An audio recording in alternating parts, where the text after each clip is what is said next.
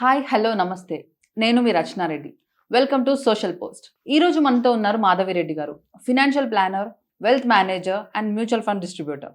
Ma'am మాటల్లో విందాం, అసలు స్టాక్ మార్కెట్ అంటే ఎలా ఉంటుంది, కొత్తగా వచ్చే ఇన్వెస్టర్స్కి రిస్క్ ఎంత ఉంటుంది, వాళ్ళు ఎక్కడెక్కడ ఇన్వెస్ట్ చేయొచ్చు, అండ్ ఈరోజు మార్కెట్ ఎలా ఉంది, మ్యామ్ మాటల్లో విందాం.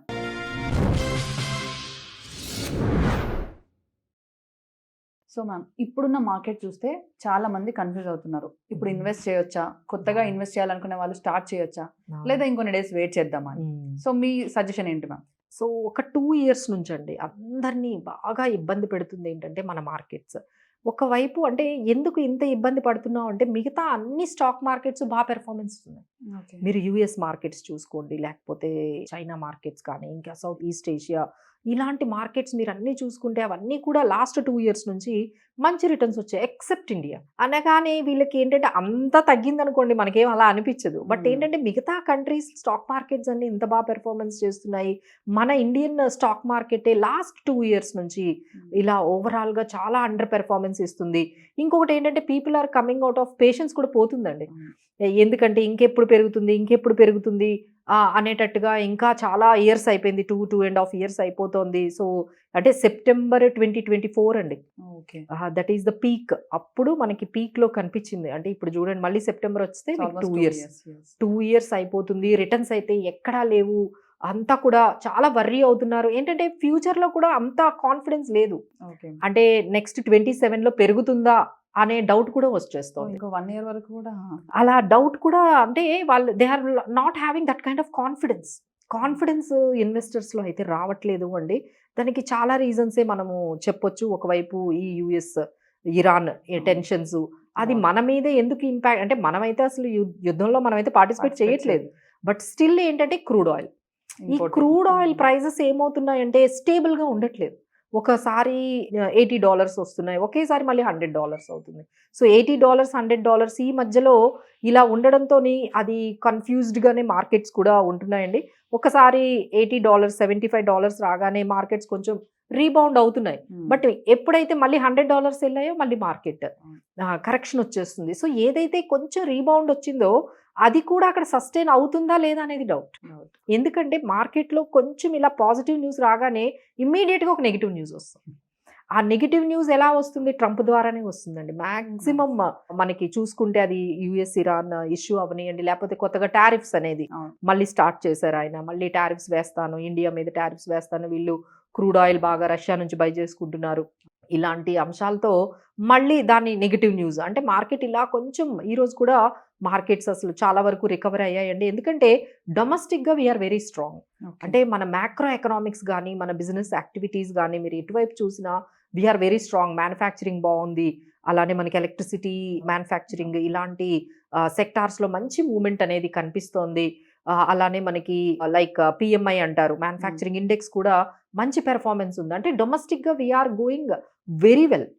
చాలా బాగా డొమెస్టిక్గా మనం ఉన్నా, బట్ గ్లోబల్గా మనకి సపోర్ట్ రావట్లేదు. సో ఇంకొకటి ఏంటంటే మనకి ఎఫ్ఐఐ సపోర్ట్ కూడా లేదండి. So FIIs also completely sell ఆఫ్లోనే ఉంటున్నారు. ఎందుకంటే మన రూపీ, వాళ్ళకి మెయిన్ కన్సర్న్ ఏంటంటే రూపీ ఎప్పుడైతే మనకి 95 96, ఇప్పుడు మనకి ఆల్మోస్ట్ 95.57 ఈ రేంజ్లో మనకుంది. ఆ రూపీ కూడా ఒక్కసారి కూడా అది కూడా వాలటిలిటీ చాలా ఎక్కువగా ఉంటుంది. ఎప్పుడైతే 96 97 అవ్వగానే ఎఫ్ఐఐ సెల్లింగే కాదండి, మన దగ్గర కూడా సెల్లింగ్ స్టార్ట్ అవుతుంది. సో ఆ రూపీలో కూడా స్టెబిలిటీ లేదు. అంటే ఒకవైపు రూపీ స్టేబుల్గా లేదు, ఒకవైపు క్రూడ్ ఆయిల్ స్టేబుల్గా లేకపోవడంతో ఎవరికి ఆ కాన్ఫిడెన్స్ అనేది రావట్లేదు. బట్ అగైన్ మేము చెప్పేది ఏంటంటే be in the market, stay in the market.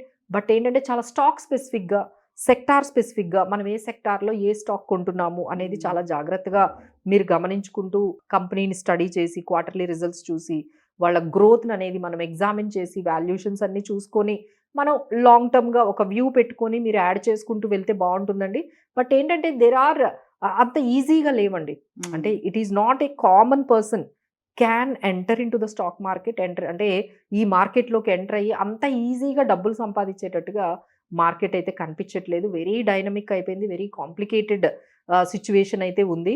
So ఎవరు ఓన్గా ఎక్స్పెరిమెంట్స్ అయితే చేయొద్దు. దిస్ ఇస్ వాట్ మేము ఇచ్చే సలహా ఏంటంటే, మీ ఓన్గా ఎక్స్పెరిమెంట్స్ చేయకుండా ఒక స్ట్రాటజీని డెవలప్ చేసుకొని, మీతో పాటు ఒక ఫైనాన్షియల్ ప్లానర్ని మీరు అపాయింట్ చేసుకొని, వాళ్ళతో పాటు మీరు డిస్కస్ చేసి, నేను ఈ విధంగా నా స్ట్రాటజీ ఉంది. సో కొంతమంది షార్ట్ టర్మ్ ఉంటారు, ఒక 3 మంత్సే వెయిట్ చేస్తా అంటారు, కొంతమంది 6 మంత్స్, కొంతమంది అయితే 2 years, some people have 5 years. So మీకు ఒక్కొక్కరికి ఒక్కొక్క స్ట్రాటజీ ఉంటుందండి.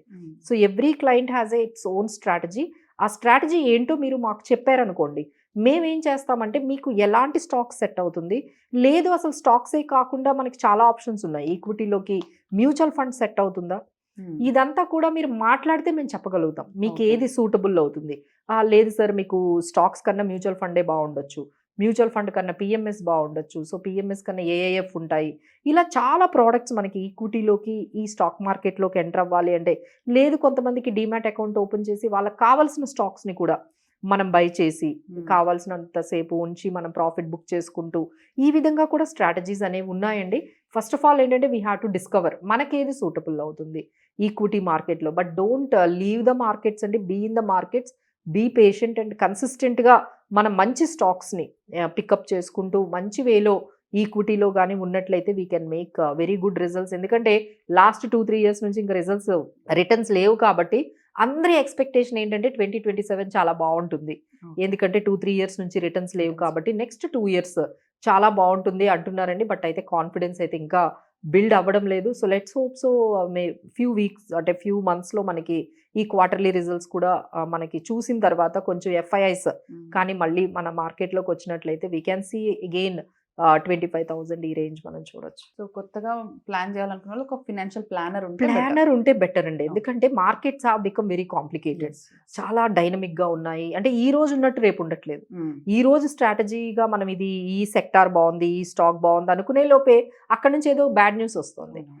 సో దీనివల్ల ఏంటంటే మీరు ఓన్గా ఏం చేయకండి, బెటర్ అంటే 1 బ్రెయిన్ కన్నా 2 బ్రెయిన్స్ వర్క్ చేస్తే మీకు మంచిగా రిటర్న్స్ అనేవి తెచ్చుకోవచ్చండి. ఈక్విటీ మార్కెట్స్లో రిటర్న్స్ రావు అని కాదు, returns we can gain. But ఏంటంటే ఒక స్ట్రాటజీని లేకపోతే ఒక ఫైనాన్షియల్ ప్లానర్ని మీతో పాటు ట్రావెల్ చేస్తున్నట్లయితే మనం వెల్త్ని అయితే క్రియేట్ చేయగలం.